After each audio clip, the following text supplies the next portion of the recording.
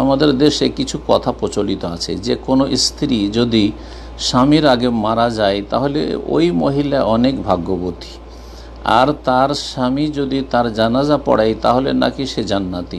সম্মানিত শাইখ, কোরআন হাদিসের আলোকে এই জাতীয় কথার কি আদৌ কোনো ভিত্তি আছে?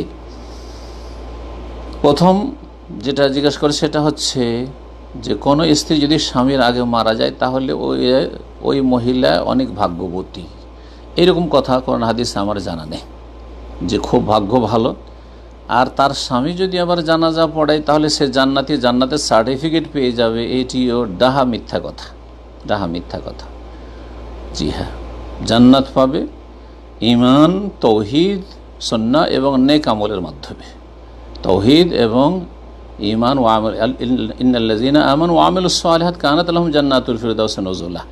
ঈমান এবং নেক আমলগুলি যদি থাকে, ফরায়েজ ওয়াজিবাত থাকে, হারাম নাজায়েজ থেকে বেঁচে থাকে, তাহলে ইনশাআল্লাহ জান্নাতে আতিথ্যের ব্যবস্থা করা হবে, আল্লাহ বলছেন। বহু আয়াত রয়েছে মর্মে। কিন্তু স্বামী জানাজা পড়লে জান্নাত চলে যাবে, এটা একবারে মিথ্যা কথা।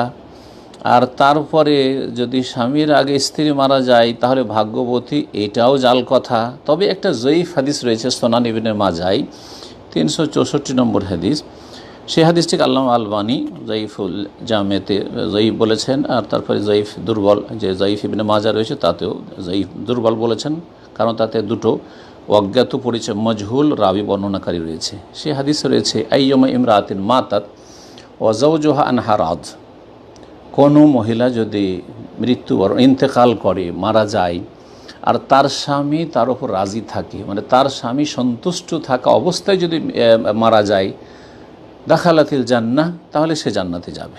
স্বামীর সন্তুষ্টির কথা তাহলে বলা হয়েছে, মানে স্বামীকে সন্তুষ্ট রাখতে পেরেছে সারা জীবন, আর যেই সময় ইন্তেকাল করে সেই সময় তার স্বামী তার উপর সন্তুষ্ট ছিল, তাহলে জান্নাতে যাবে। তারপরেও হাদিসটি জয়ী।